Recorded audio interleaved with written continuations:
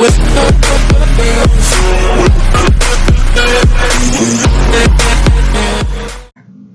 everyone, welcome to Newton. So today we'll be doing the pursuit of parajumbles part 19. So this is the weekly schedule of the classes, so you can take a screenshot of it, and I would also like to inform you that the timings have changed and now it will be conducted in the morning at 8 am. Okay, so without any further ado, let's begin with the today's session. Okay, so the instructions are given. 4 sentences labeled 1, 2, 3, 4 given below, when properly sequenced, would yield a coherent paragraph. Decide on the order of the sentences and key in the sequence of the 4 numbers as your answer. Okay, यहाँ पे 4 sentences दिए गए हैं, ठीक है, और ये किसी पैराग्राफ से निकाल के लिया गया है, तो हमें देखना है कि ये किस चीज़ के बारे में बात कर रहा है और इसका सही ऑर्डर में इसको हम कैसे अगर हम प्लेस करेंगे तो ये एक बिल्कुल सीक्वेंस्ड वे में दिखेगा, ठीक है. Okay, so first let us read it out. The notion that fashion is unique to the culture of capitalism and differentiated from the clothing behavior of other cultures is specifically European और Western. ठीक है, तो क्या बोल रहा है, notion of fashion. Okay, fashion के का जो notion है वो क्या बता रहा है उसके बारे में कि it is unique to the culture of capitalism. ठीक है, बता रहा है कि इसका unique है, ठीक है, and differentiated from the clothing behavior of other cultures is specifically European और Western. ठीक है, तो बता रहा है कि एक ऐसा सोच फैशन के बारे में, ठीक है. अच्छा, पहले फैशन होता क्या है? फैशन मतलब होता है कि a style of dressing that is most popular at that particular time. ठीक है, जैसे कि क्या अभी से 10 साल पहले जो होगा उस समय का फैशन कुछ अलग होगा. ठीक है, पहले क्या था, बेल बॉटम पहनते थे लोग, ठीक है, बट आज के डेट में अगर कोई बेल बॉटम पहनेगा तो क्या लोग उसको देख के हंसेंगे. क्यों? क्योंकि अभी वो फैशन से चला गया है. ठीक है, तो फैशन का मतलब होता है जो पर्टिकुलर टाइम में, अभी जो बिल्कुल रिसेंट टाइम में जो आपका जो क्लोथिंग बिहेवियर जो चल रहा है उसको हम क्या बोलेंगे, फैशन बोलेंगे. ठीक है, तो बोल रहा है कि जो फैशन का जो नोशन है वो यूनिक है. किसके लिए? To the culture of capitalism. ठीक है, इसके लिए क्या है, वो यूनिक है. And differentiated from the clothing behaviour of other cultures. जो अदर कल्चर्स का जो क्लोथिंग बिहेवियर है, ठीक है, उससे वो डिफरेंशिएटेड है. ठीक है, स्पेसिफिकली यूरोपियन और वेस्टर्न. ठीक है, तो ये एक सोच के बारे में बता रहा है जो नोशन है. ठीक है, ये नोशन ऑफ फैशन मतलब क्या बता रहा है कि ये एक सोच है. ठीक है, क्या कि कल्चर ऑफ कैपिटलिज्म में फैशन को किस तरीके से देखा जाता है, ठीक है, और दूसरे कल्चर्स में किस तरीके से देखा जाता है. ठीक है, okay, moving on to the next one. क्या बता रहा है, treating fashion as a marker of civilisation. ठीक है, बोल रहा है फैशन को as a marker of civilisation देखा जा रहा है. ठीक है, treating fashion as a marker of civilisation with all its attendant attributes is the reason fashion has been excluded from the repertories of non-western cultures. ठीक है, अच्छा, अब यहाँ पे क्या एक वेस्टर्न कल्चर के बारे में बात हो रहा है, क्योंकि आपका यूरोप ऊपर फर्स्ट सेंटेंस में क्या बात हुआ है, यूरोप और वेस्टर्न कल्चर के बारे में बात हुआ है, और अभी क्या बात कर रहा है, नॉन वेस्टर्न कल्चर्स में. ठीक है, तो बोल रहा है कि अगर फैशन को अगर एक सिविलाइजेशन का एक मार्क लेके चला जाए, अगर, ठीक है, अगर उसको एक बेंचमार्क लेके चला जाए, ठीक है, as a marker of civilisation, ठीक है, तो बोल रहा है कि फैशन को एक्सक्लूड कर दिया गया है. It has been excluded from the repertories of non western culture. ठीक है, ओके, तो नॉन वेस्टर्न कल्चर्स में फैशन का मतलब कुछ अलग ही है. ठीक है, ओके, नेक्स्ट क्या बता रहा है, other codes of clothing behaviour. अच्छा, other codes of clothing behaviour, इसका मतलब क्या हो गया, जैसे कि मान लीजिए कि आप अगर कहीं जॉब भी कर रहे हो, ठीक है, तो एक शेफ उसका क्या है, एक अलग ड्रेस कोड है. ठीक है, आप अगर ऑफिस में जा रहे हो वहाँ पे आपका एक ड्रेस कोड अलग है. ठीक है, आप किसी पार्टी में जा रहे हो, किसी फंक्शन में जा रहे हो, तो वहाँ पे एक आपका क्या होगा, आपका क्लोथिंग बिहेवियर डिफरेंट होगा, वहाँ का कोड एक अलग है. ठीक है, तो वो कोड्स ऑफ क्लोथिंग बिहेवियर हर जगह एग्जिस्ट करता है. ठीक है, तो क्या बता रहा है, the other codes of clothing behaviour are relegated to the realm of costume. Okay, उसको किस तरीके से देखा जा रहा है, एज अ कॉस्ट्यूम. ठीक है, which as pre civilised behaviour. अच्छा, उसको किस तरीके से देखा जा रहा है, as pre civilised behaviour. Okay, is characterised in opposition to fashion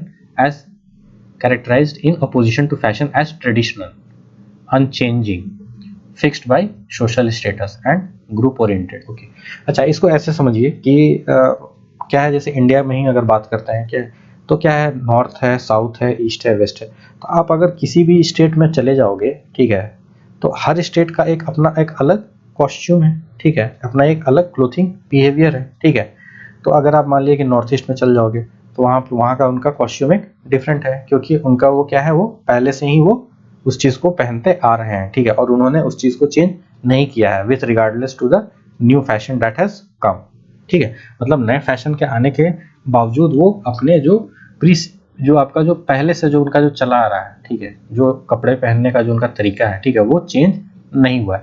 तो वही चीज़ बता रहा है कि the other codes of clothing behaviour are relegated to the realm of costume. उसको हम किसका नाम देते हैं, कॉस्ट्यूम का नाम देते हैं। क्यों?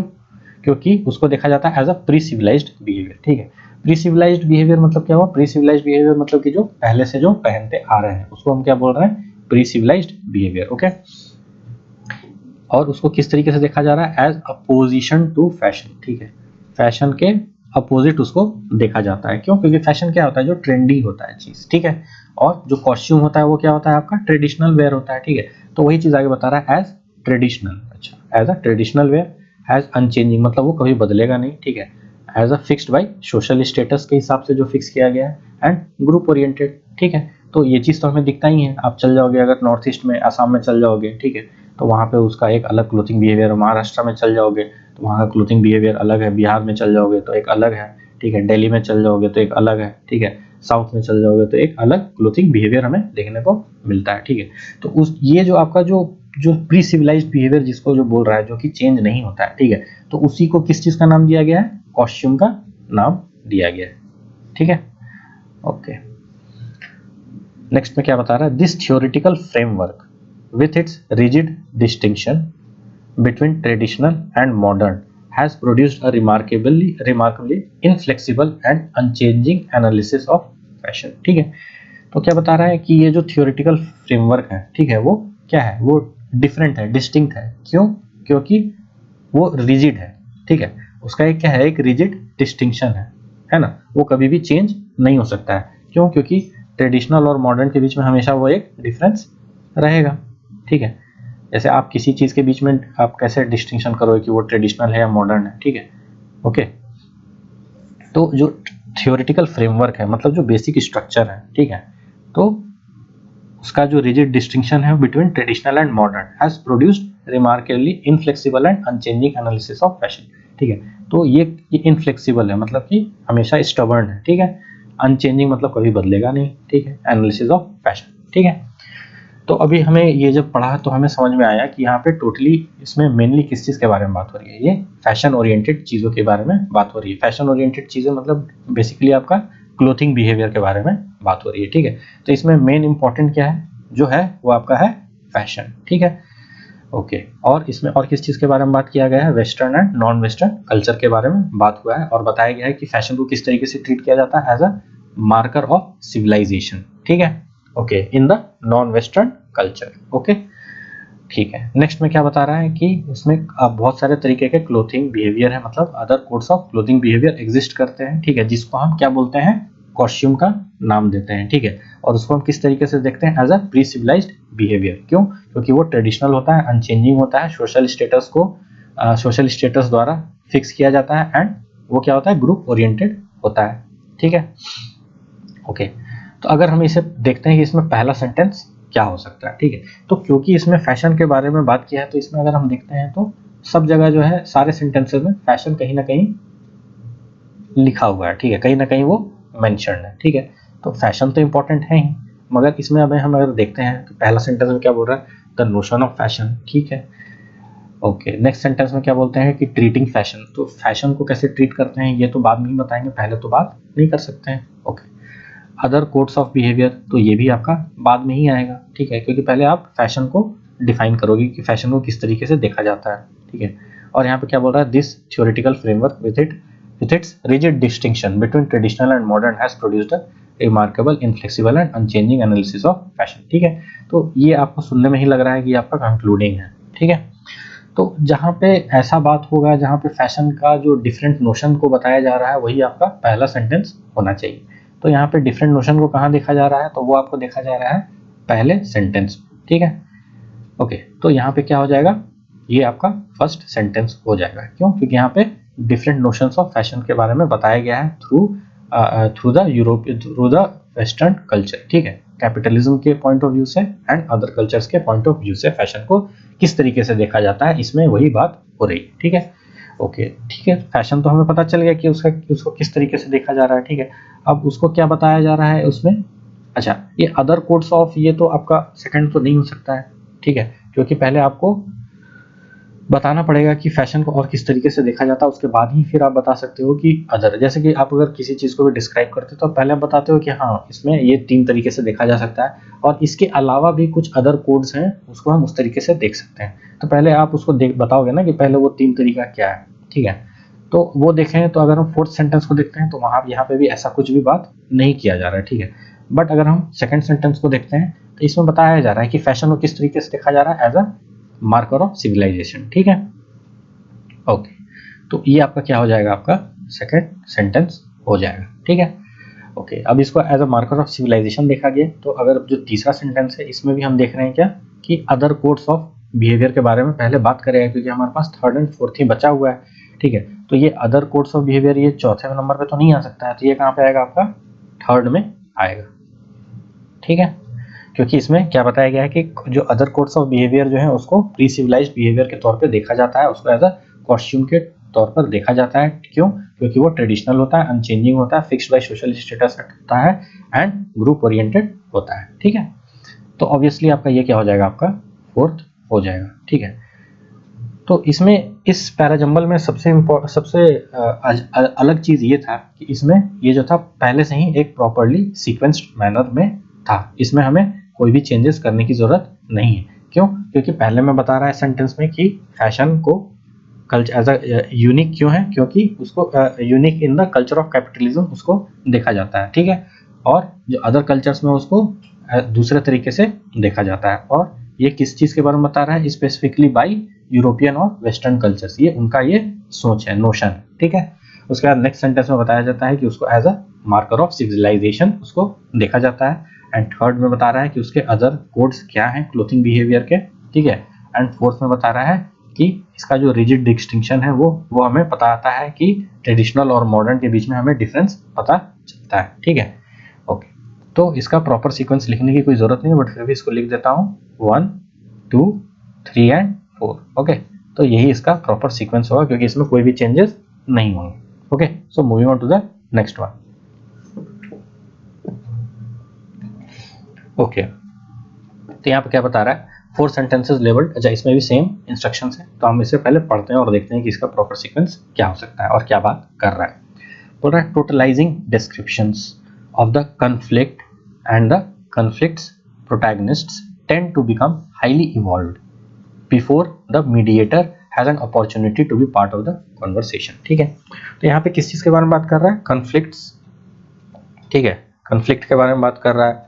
ठीक है, और प्रोटैगनिस्ट्स मतलब क्या होता है, प्रोटैगनिस्ट्स मतलब होता है जो आपका जो मेन कैरेक्टर होता है। ठीक है, मतलब जो जिसके बारे में बात किया जा रहा है। ठीक है, जो मेन कैरेक्टर होता है। ठीक है, जैसे कोई भी मूवी में क्या होता है, एक हीरो होता है, एक विलन होता है, तो जो स्टोरी होता है वो किसके अराउंड रिवॉल्व करता है, अराउंड द हीरो।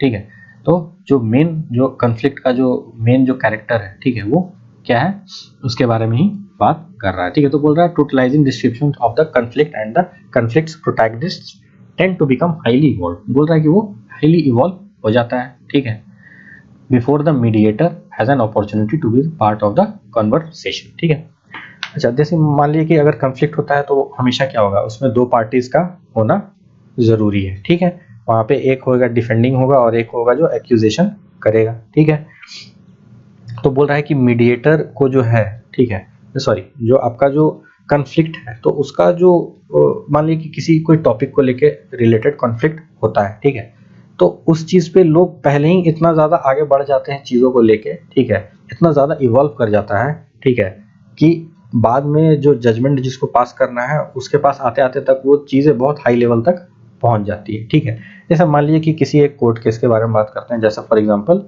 आजकल देखा जा रहा है कि बहुत सारे फेक डाउरी केसेस आ रहे हैं। ठीक है, तो मान लीजिए कि क्या होता है कि उसमें उनका एजेंडा कुछ और ही रहता है। उनका एजेंडा ये रहता है कि हम कैसे किसी को अपने अंदर में उसको सब्जुगेट करके रखें, किसी को अपने अंदर कैसे दबा के रखा जाए। ठीक है, तो ये मेन उनका मोटिव होता है। मगर क्या होता है, जब सामने वाला पार्टी जब उस चीज को समझ जाता है और अगर वो उस चीज को इवेड करना चाहता है, उससे बचना चाहता है, ठीक है, तो सामने वाला जो जो एक्यूजेशन जो डाल रहा है, ठीक है, वो क्या करता है, वो बौखला जाता है और वो फिर क्या बोल देता है कि हाँ इसने मुझसे डाउरी का मांग किया है, ठीक है। तो उसकी वजह से क्या होता है, मतलब ये क्या मुद्दा कुछ और रहता है, ठीक है, मगर वो धीरे धीरे वो कहीं से कहीं चल जाता है, कहीं से कहीं इवॉल्व होकर कुछ और बन जाता है, ठीक है। उसी तरीके से क्या होता है, मान लिया कि किसी दो पार्टी के बीच में लड़ाई हुआ है, ठीक है, तो बोल देगा कि उसने मुझे जान से मारने की धमकी दे दी है, जबकि ऐसा कुछ होता नहीं है, ठीक है। ओके, तो आई गेस समझ में आ गया होगा एग्जांपल से मैं क्या समझाना चाह रहा हूँ, ठीक है, कि मीडिएटर के आने के पहले ही जो है वो जो कंफ्लिक्ट होता है वो किसी एक हाई लेवल तक इवॉल्व कर जाता है, ठीक है। ओके, नेक्स्ट सेंटेंस में क्या बोल रहा है, judgement and accusation are typically woven so tightly around the participants in a conflict that there does not seem to be any space for other descriptions of what has taken place or what could take place, ठीक है। Okay, तो इस sentence में क्या बता रहा है, judgement, ठीक है, एंड एक्यूजेशन, ठीक है। तो ऑब्वियस सी बात है, जब जजमेंट एंड एक्यूजेशंस के बारे में बात हो रहा है तो ऑब्वियस सी बात है, ये एक तरीके का कोर्ट केस के एग्जांपल में हम इसको ले सकते हैं, ठीक है। तो जजमेंट कौन देता है, जज देता है। एक्यूजेशन कौन होता है, जो पार्टी एक्यूज करता है। और डिफेंडेंट कौन होता है, जो उस चीज से अपना बचाव करता है, ठीक है। तो बोल रहा है कि जजमेंट और एक्यूजेशन, ठीक है, ये जो दो एलिमेंट है, ठीक है, इन दोनों एलिमेंट के बारे में क्या बता रहा है कि they are typically woven so tightly, ठीक है। मतलब उसमें क्या होता है कि जो चीज़ों को इतने डेप्थ में जाके चीज़ों को स्टडी किया जाता है, या उस चीज़ को मान लीजिए कि आप किसी पे एक्यूज कर रहे हो, ठीक है, तो आप इतना हाई लेवल तक, जैसे बोला ना कि ये इवॉल्व कर जाता है, बिकम हाईली इवॉल्व, ठीक है। तो जो एक्यूज करता है तो वो ऐसा एक्यूजेशन डालता है कि सामने वाला निकलने का कोशिश भी करे तो वो नहीं कर पाए। बहुत ही एकदम बिल्कुल बहुत जो एक्यूजेशन रहता है वो इतना ज़्यादा हाईली आपका जो इम्पैक्टफुल रहता है कि उससे बचना बहुत ही मुश्किल हो जाता है, ठीक है। तो अगर एक्यूजेशन अगर इस तरीके से वोवन रहता है तो जजमेंट भी जो है, जो जज का जो काम होता है वो आसान नहीं होता है। क्यों? क्योंकि उसको भी जो जजमेंट सुनाना है तो उसको वो उसका रीज़न बताना पड़ता है कि आखिर इसके ऊपर जो ऐसा जो भी मैंने जो जजमेंट पास किया, ठीक है, उसको कोई काट नहीं सके, ठीक है। जज का काम ये होता है, ठीक है। तो उसी चीज के बारे में बता रहा है कि judgement and accusations are typically woven so tightly around the participants in a conflict that there does not seem to be any space for other descriptions, ठीक है। जो जजमेंट होता है और जो एक्यूजेशंस होता है वो इतना ज़्यादा आपका हाईली स्टडी किया जाता है, ठीक है, और उसके पूरे प्रॉज एंड कॉन्स को देखा जाता है, इफ एंड बट्स को स्टडी किया जाता है, ठीक है। तो बोल रहा है कि उसमें जो होता है जो इस तरीके से उसका बनावट होता है कि आप उसमें कुछ भी दूसरे इफ्स एंड बट्स का आपके पास कोई ऑप्शन नहीं होता है, ठीक है। तो इसीलिए बोल रहा है कि that there does not seem to be any space for other descriptions of what has taken place और व्हाट कुड टेक प्लेस, ठीक है। इसका कोई भी आपके पास दूसरा ऑप्शन नहीं होता है, ठीक है। ओके, नेक्स्ट में क्या बता रहा है, we refer to this descriptions. अच्छा, ये दिस डिस्क्रिप्शंस यहाँ पे लिखा हुआ है, okay, has a totalising descriptions that is they sum up a complicated situation in one description, okay, that purports to give a total picture of the situation or a person in it, ठीक है। Okay, तो इन descriptions के बारे में क्या बता रहा जा रहा है, एज अ टोटलाइजिंग डिस्क्रिप्शन, ठीक है। तो टोटलाइजिंग डिस्क्रिप्शन मतलब क्या होता है, जैसे कि मान लिया कि क्या बहुत सारे आप आरोप लगाओ कि उसने मुझे मारा, उसने मुझे नाखून मारा, उसने मुझे चाकू से मारा, ठीक है, फिर उसने मुझे रोड पर पकड़ के मुझे खींचा काफी दूर तक, ठीक है, तो वो मुझे लोगों के सामने बेइज्जत किया, ठीक है। तो अब क्या इतना सारा चीज को अगर आप पेश करोगे सामने, अगर कोर्ट के सामने, ठीक है, तो किसी के पास उतना समय नहीं होता है, ठीक है। तो वो क्या करता है, चीजों को इस तरीके से स्ट्रीमलाइन किया जाता है, उसका एक ऐसा एक क्रक्स निकाला जाता है, ठीक है, जो एक वन सेंटेंस में चीजों को समझ में आ जाए, ठीक है। तो यही बोल रहा है कि they sum up a complicated situation in one description that purports to give a total picture, ठीक है। और वो जो one description होता है वो क्या देता है, वो एक total picture दे देता है situation का, ठीक है, और a person in it। समझ में आ रहा बात?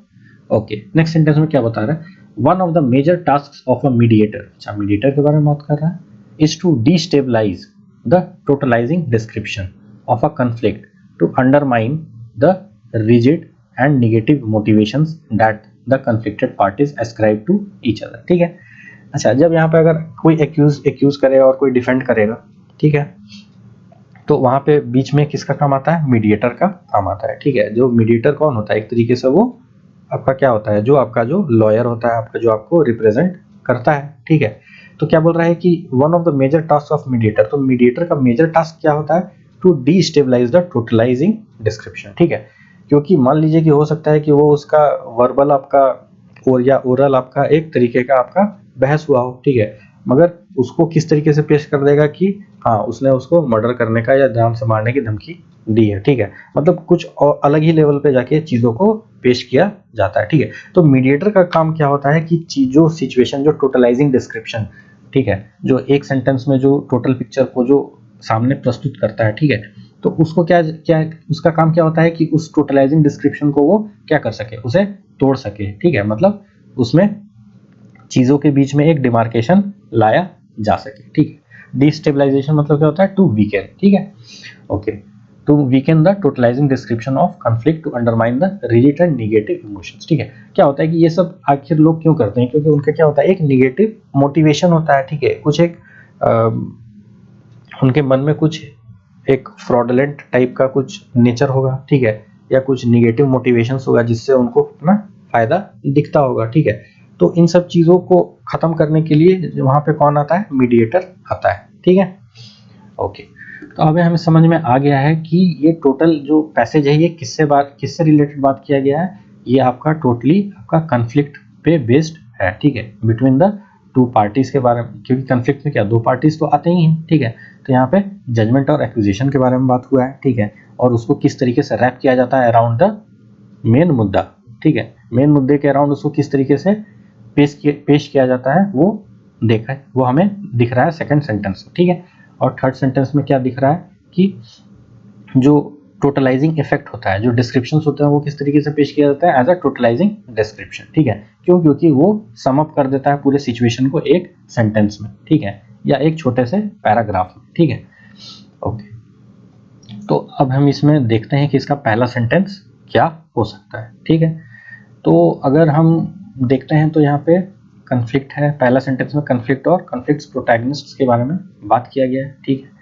तो ये टोटलाइजिंग डिस्क्रिप्शन आपके पहले सेंटेंस में दिख रहा है और आपका थर्ड सेंटेंस में आपको यहाँ पे दिख रहा है टोटलाइजिंग डिस्क्रिप्शन, ठीक है, ओके। तो ये दिख रहा है, तो अगर टोटलाइजिंग डिस्क्रिप्शन यहाँ पे है एंड यहाँ पे है, ठीक है, तो ये तो पहला सेंटेंस नहीं हो सकता है, ठीक है। टोटलाइजिंग डिस्क्रिप्शंस और भी कई डिस्क्रिप्शंस के बारे में बात किया गया है, हाँ, आपका फोर्थ में भी बात किया गया है, ठीक है, मगर यहाँ पे क्या बोल रहा है, डिस्टेबलाइजिंग द टोटलाइजिंग डिस्क्रिप्शंस, तो ये भी आपका फर्स्ट नहीं आ सकता है। मगर यहाँ पे अगर हम ध्यान से देखें तो सेकंड सेंटेंस में दिख रहा है क्या, judgement and accusation are typically woven so tightly around the participants in a conflict that there does not seem to be any space for other descriptions, okay, other descriptions, ठीक है, of what has taken place और what could take place, ठीक है, okay. और इसी से related आपका third sentence में क्या बोल रहा है कि we refer to these descriptions, ये जो डिस्क्रिप्शन है इसी को जो रेफर कर रहा है, ठीक है, तो उसको क्या बोल रहा है, we refer to this descriptions as a totalising description, ठीक है, इसी को क्या बता रहा है, वो टोटलाइजिंग डिस्क्रिप्शन बता रहा है, ठीक है।